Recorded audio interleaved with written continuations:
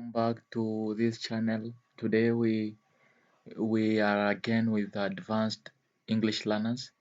So please, if you haven't yet subscribed to our channel, remember to subscribe. We will be talking today in this tutorial about English discourse markers. English discourse markers. Yeah, maybe if you do ask yourself what is the meaning of English discourse markers. I remember last time in the last video we were learning about in the last lesson about the English fillers, and it was so amazing. If you haven't yet watched that lesson, please go back and you see where we write English fillers. Yeah, actually for advanced English learners. So now, what is the meaning of English discourse markers, and what are the importance of English discourse discourse markers?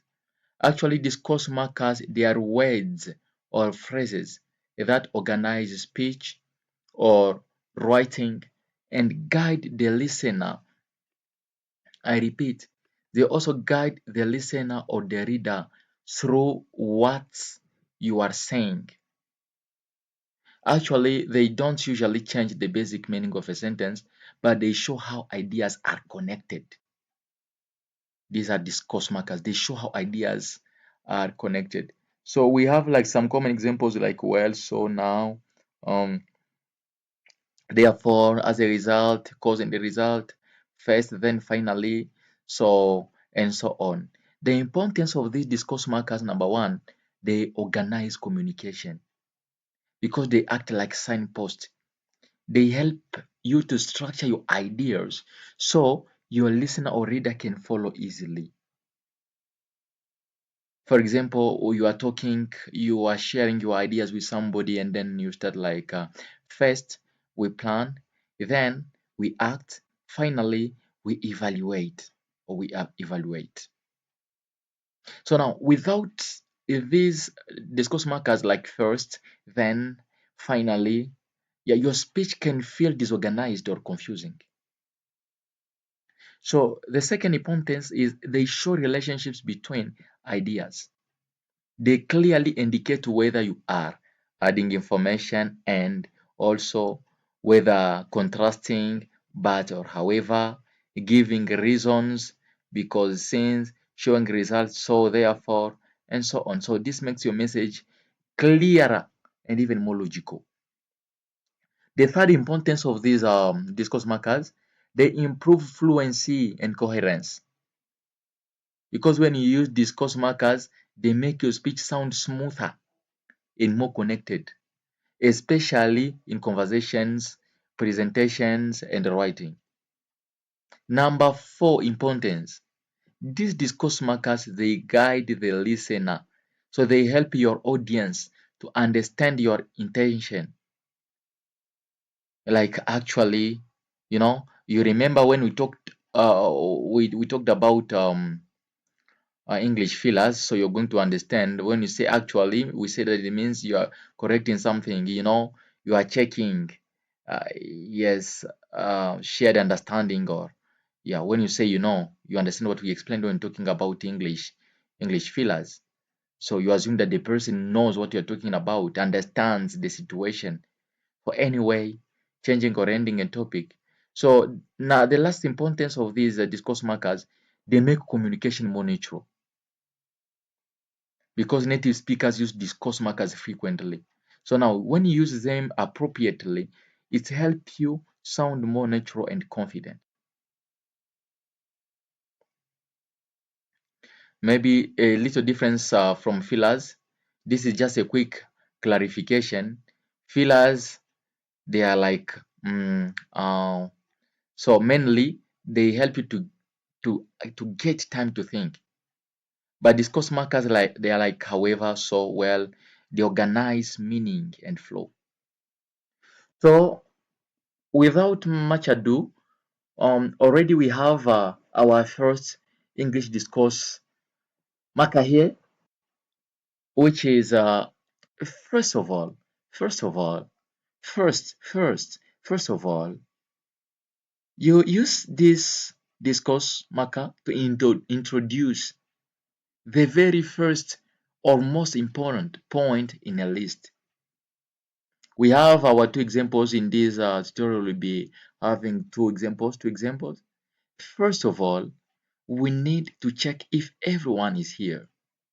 First of all, you are introduced the very first or the most important point in a list, the point that you are going to start with. First of all, we need to check if everyone is here. First of all, I want to thank you for your help. For example, maybe you are in a certain audience and then they give you the speech. You have to speak something.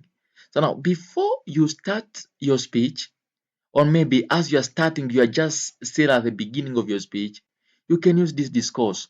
First of all, I want to thank you for giving me this opportunity to stand before you. First of all means before any other thing. We have our second discourse here. Moving on. We use this when you have finished one topic and then um, you have finished one topic and you are shifting to the next one. Moving on, let's look at the second page of the handout. Moving on, let's look at the second page of the handout. Means we have finished one topic and then we are shifting to the next one. We have finished one page, then we are moving to the next page. That's all for the budget. Moving on, let's talk about the staff. Moving on, shifting from one topic to the next one. Third discourse marker, to sum up. To sum up. Yes, this to sum up, we use it to give a short conclusion of everything you just talked about. You can say, you remember you're giving a short conclusion. I think we had this the same in English fillers, but we're using them differently, though they have the same meanings. So to sum up, we need to save more money this month. Yeah, here you're giving a short conclusion. To sum up, we need to save. In conclusion, to sum up, to summarize, to sum up, we need to save more money this month. To sum up, the training was a great success. Yes, it means without saying much, without more details, without more explanation, just to sum up, the training was a great success. Number 4, in a nutshell. Wow, this is a common one. In a nutshell, we use this to describe a very long or complex situation in only a few words. You are describing a long, complex, difficult situation in only a few words. Like in a nutshell, the company is moving to a new office. Mhm. In a nutshell, he decided to stay home because he was sick. In a nutshell.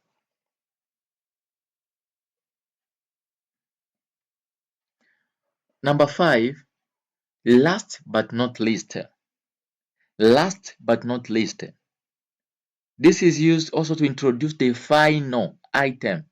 You are introducing the final item in a list to show it is just as important.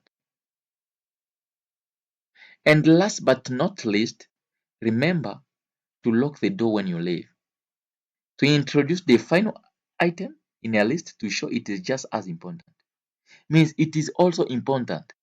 And last, you have said several things, you have given maybe several orders, and last but not least, remember to lock the door when you leave. Means it is also important. It is part of the important things that I told you. Last but not least, I want to introduce our guest speaker.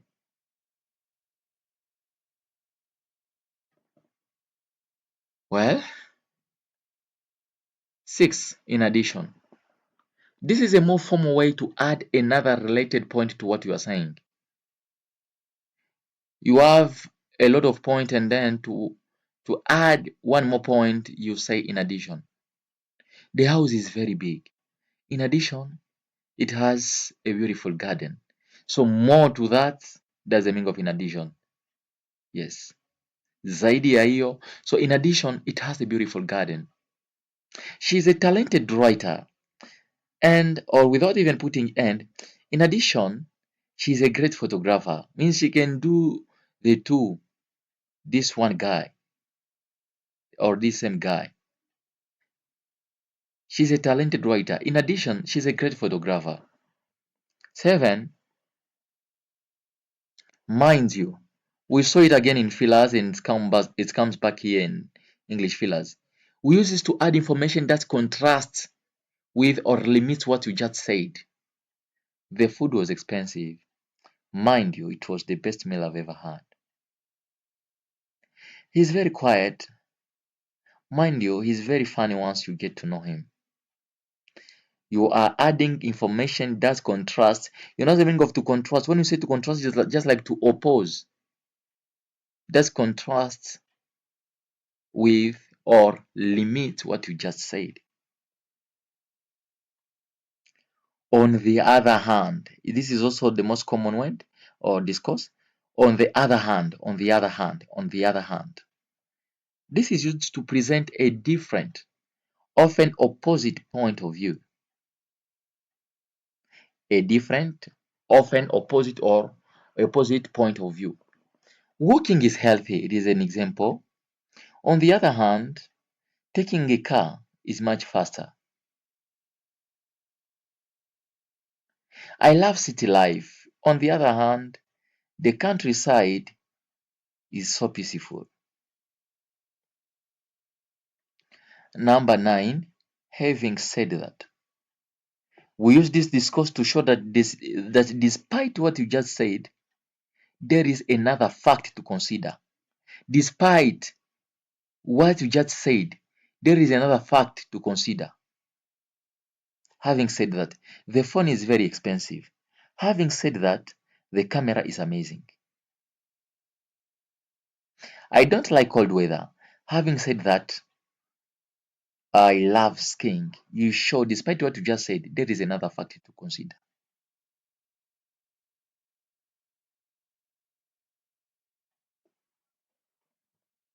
Ten, then again, we use this when you are considering a thought or showing a different possibility.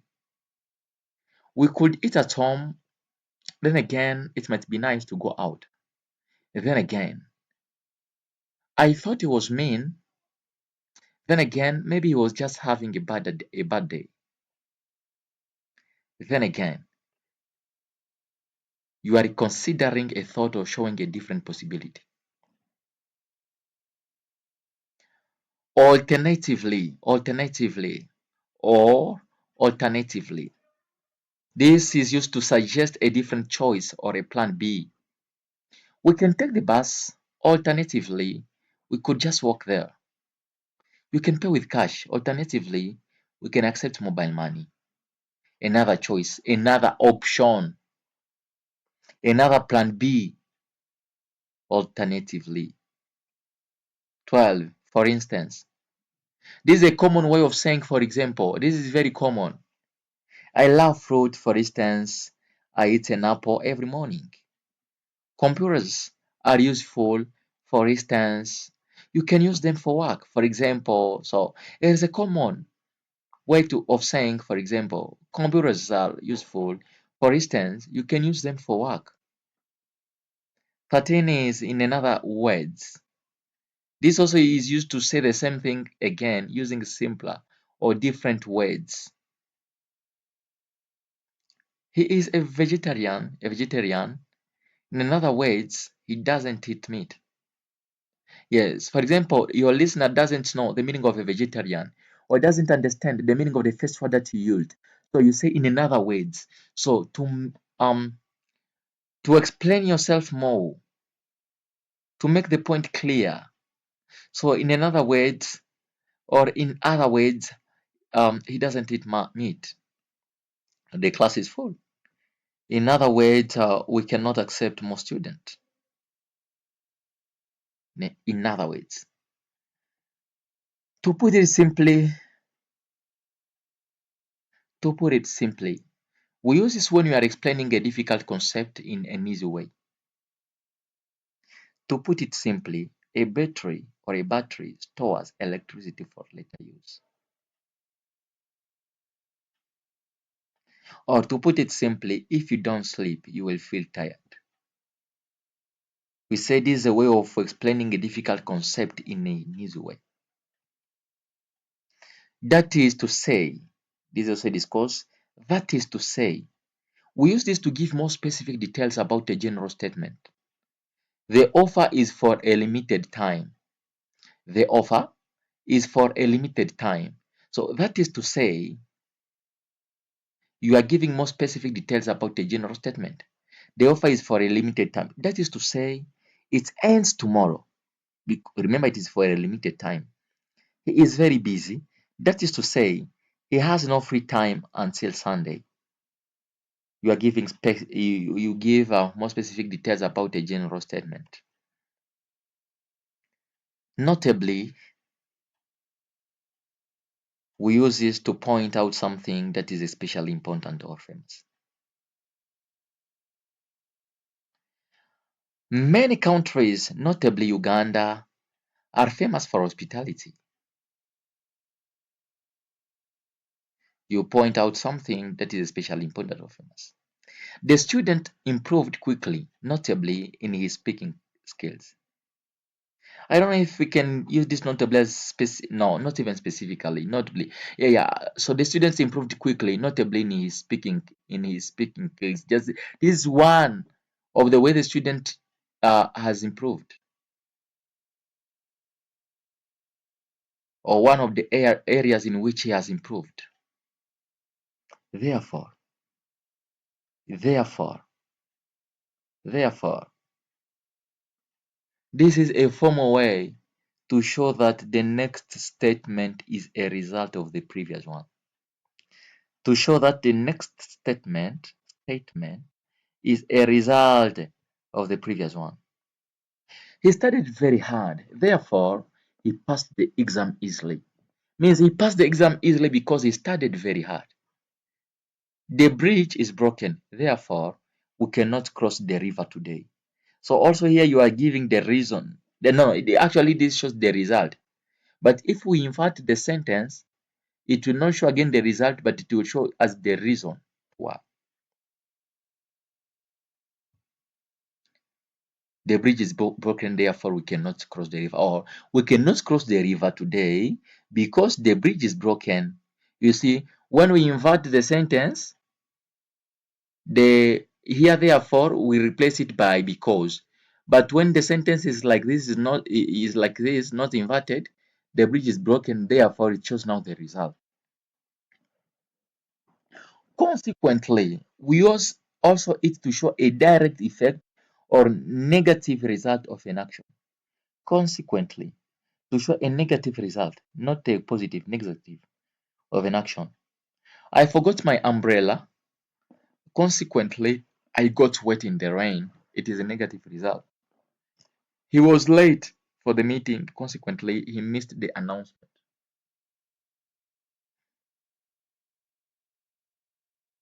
19. As a result. As a result. We use this to explain what happened because of a specific situation. We use this to explain what happened because of a specific situation. It's rained all night. As a result, the ground is muddy today. She practiced every day. As a result, she became a great singer. 20. Because of that.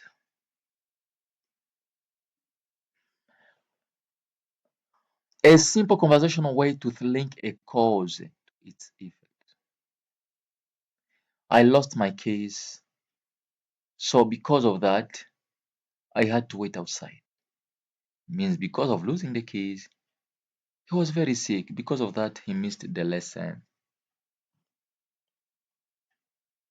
Fortunately, fortunately. We use fortunately to show that something good happened by luck. Something good happened by fortunately means by good chance, by luck, by good luck, by luck. I dropped my phone. You get it? I dropped my phone.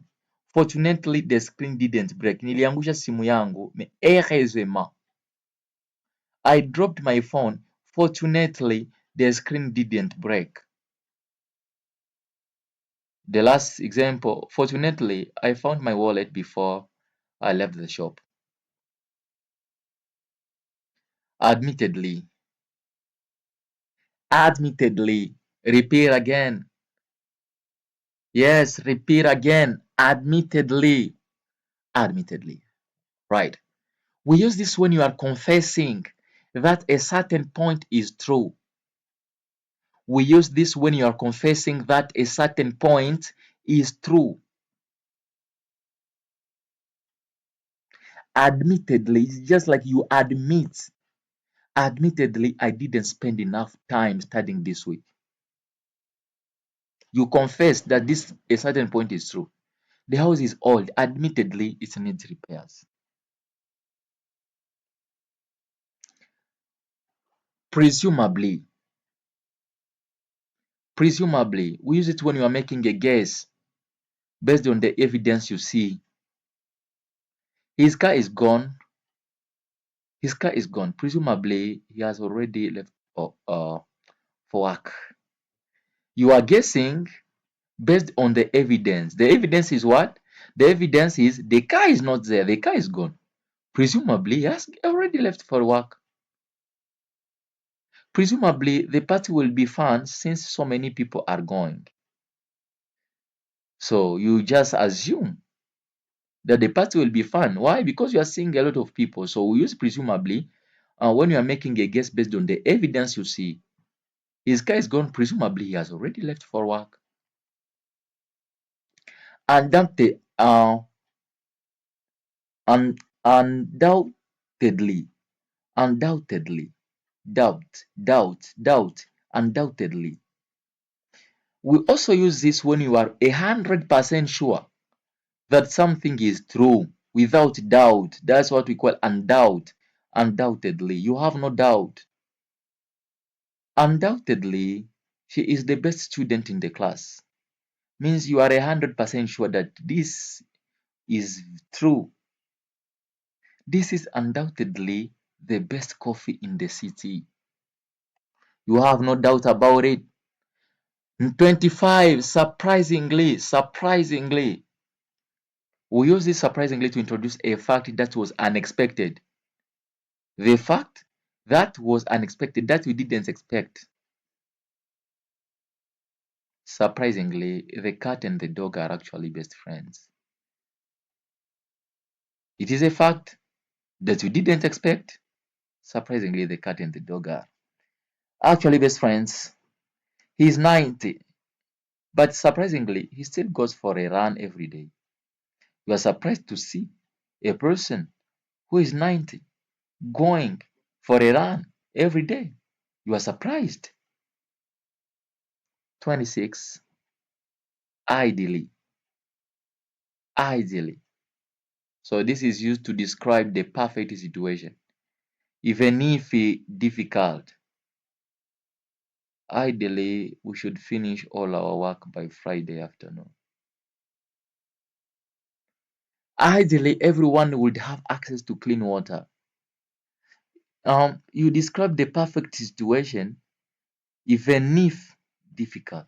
Ideally, everyone would have access to clean water. But it's difficult for everybody to have access to clean water, especially in some areas. Yes, notably rural areas.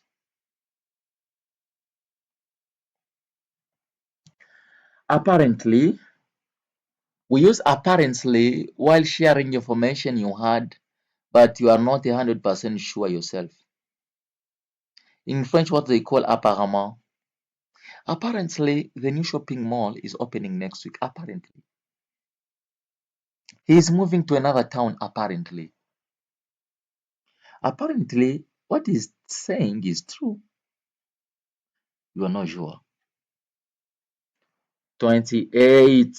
By the way, I told you to not have confusions between by the way and anyway. By the way,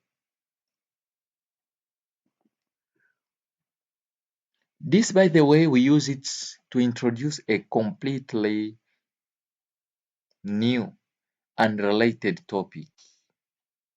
By the way, did you remember to buy the bread? By the way, I love your new haircut. Maybe you have been talking about a certain topic and then you want to leave that topic. Also, this is to shift from one topic to another new topic. We are talking about food. Did you remember to buy the bread? That's the food we are talking about. Then I remember something. By the way, I love your new haircut. Or maybe we are talking about class, English classes. And then, by the way, did you remember to buy the bread? Okay. You introduce a completely new and related topic. The topic and related topic, that means the topic which does not relate, is not the same with the previous one. 29. As I was saying, okay, as I was saying, repeat that. We are going to finish. Okay. So we use this to return to your story after an interruption. To return to your story after an interruption. To return to your story after an interruption. You have been talking to somebody about your village life, and then someone interrupts you, someone cuts you off, or maybe your listener remembers and says something which is out of the topic you were sharing. And then when you finish, you continue. So, as I was saying before the phone rang, I think we should go. Anyway, as I was saying, the movie was really long but good. The last common discourse marker that we have is no wonder, no wonder, no wonder, no wonder. You use no wonder showing a result is easy to understand now that you know the reason. You show that a result is easy to understand now that you know the reason. He didn't eat lunch. No wonder he is so angry now. Means now you understand why he's so angry. He is so angry because he didn't eat lunch.